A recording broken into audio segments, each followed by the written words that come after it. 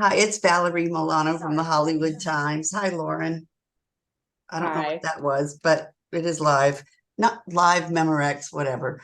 Nice to Mm. have you on the Hollywood Times. I'm going to let you go ahead and introduce yourself, please.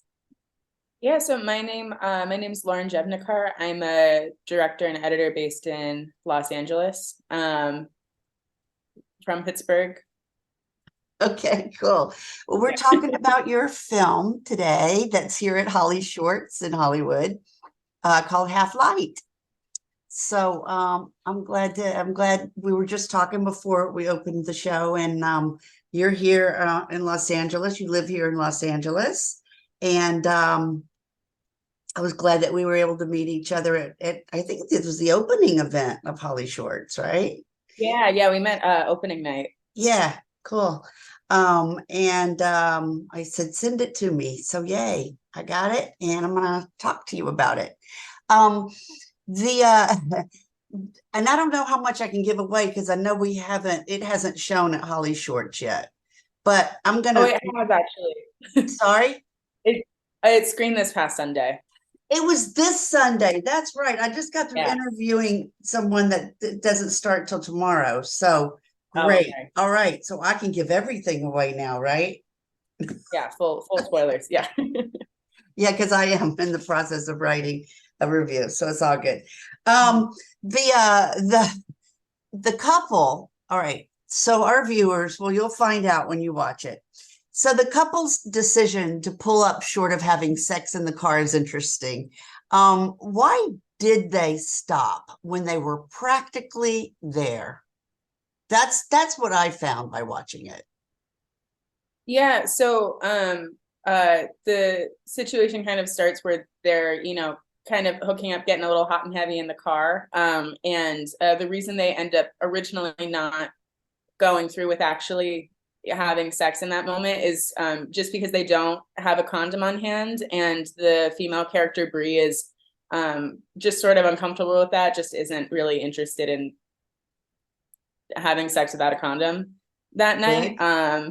Yeah, her boyfriend partner in that moment, Daniel, is not overly enthused about that, but like respects that decision and that he's kind of ready to go. So is sort Yes. of the inciting conflict of where we find our characters. There you go. Okay. Well, that's smart. That's good for our now kids nowadays. Yeah. So sorry about all this buzzing. How old would these characters be? Yeah, so because we don't see their faces for kind of the first 10 minutes of the film, it's supposed to seem more arbitrary or like, kind of loose, like seem more of a similar age range. At the end of the film, when we see their faces for the first time, intention was kind of like we see Daniel first, probably like late 20s, early 30s, and then we see Bree, who's supposed to be like 18, 19, like freshman in college age range.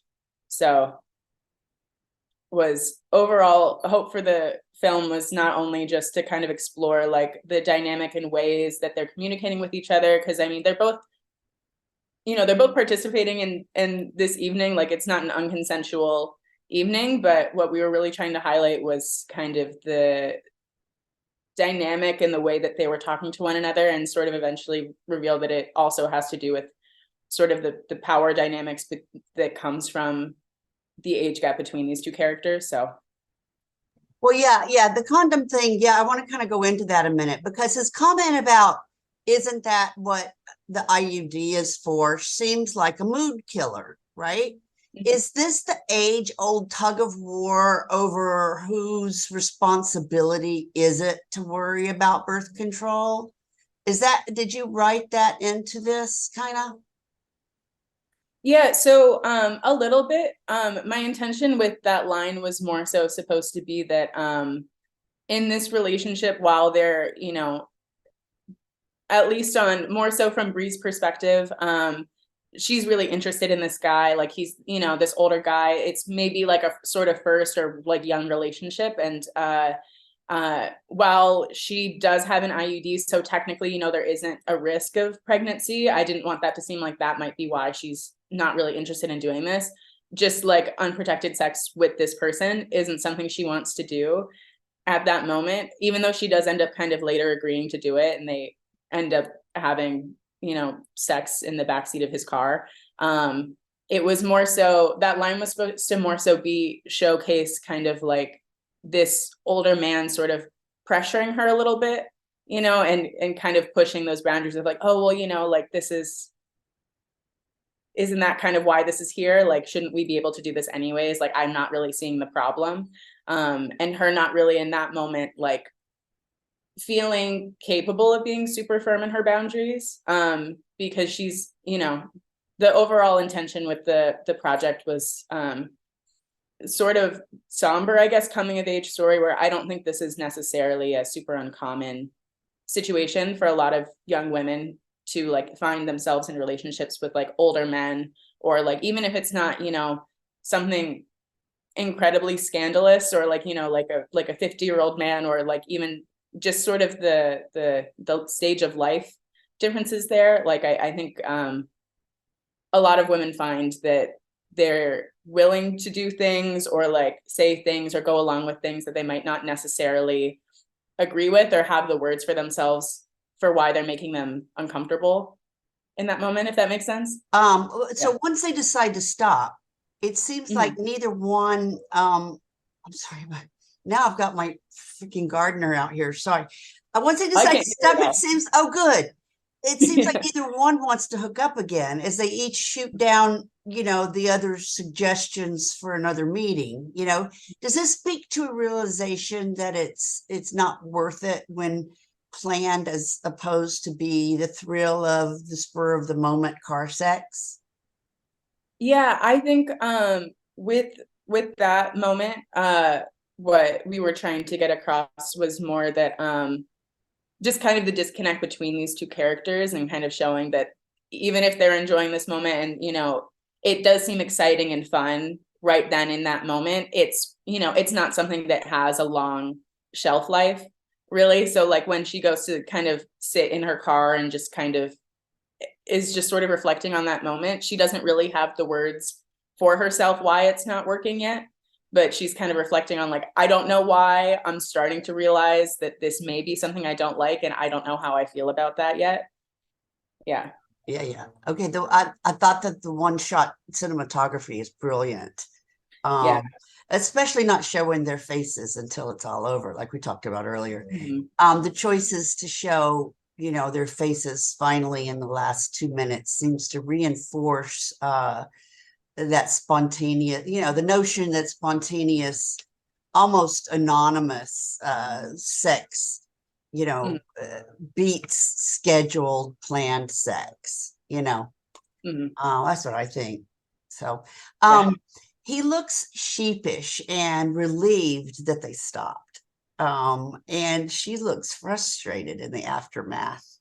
The final scene of her alone in her car is very telling. She instantly regrets it. But does she regret not consummating, the deed, or does she regret going as far as she did with this particular guy? Does that signal that the thrill is gone for these two?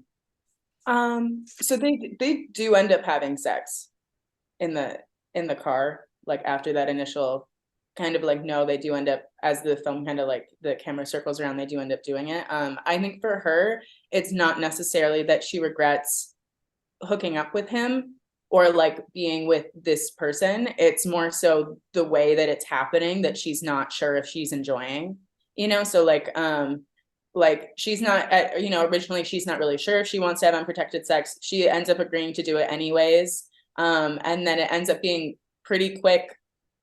She doesn't get off, just uncomfortable. Car sex in general is just not fun. And then when she tries to initiate, maybe hanging out again or like seeing this guy again, and he's just kind of like, maybe we shouldn't do that, like why don't you come do this thing that's convenient for me. So she's just not really getting anything she wants out of this situation. So I think that's kind of, she's starting to feel frustrated, but like because she's so much younger, it doesn't necessarily have like the relationship background or internal recognition of why she's feeling that way. Yeah. Huh. Well, so is there anything else you want to talk about with this film? Because I kind of want to, see, like where we can find you, what you're up to next. I kind of know more than the audience does, our viewers, our readers, and just talk some more if you want before we start wrapping it up.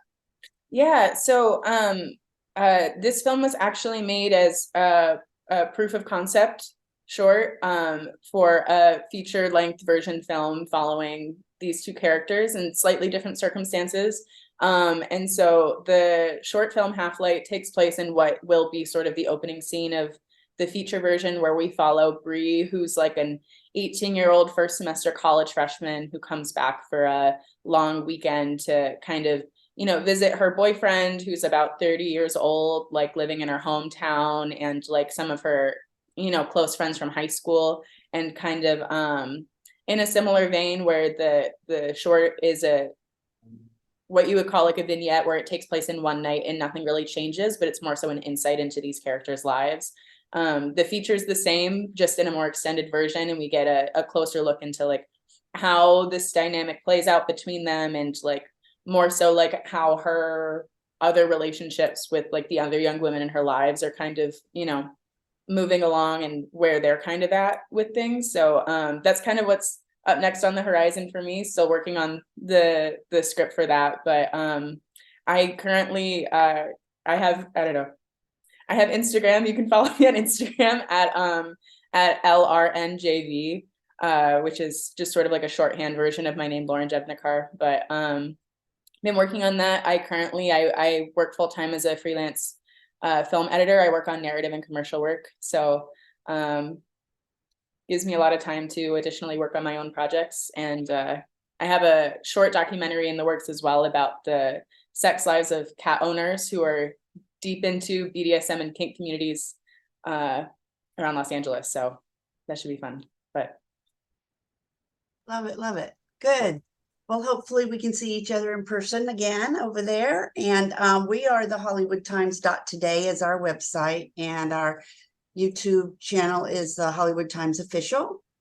So I just want to thank you again for your time, Lauren. And I will send you a link to the article soon. And thank you. Keep up the great work. Thank you. All right, sweetheart. Have a great rest of your day. Thank you. You too. All right. Bye-bye.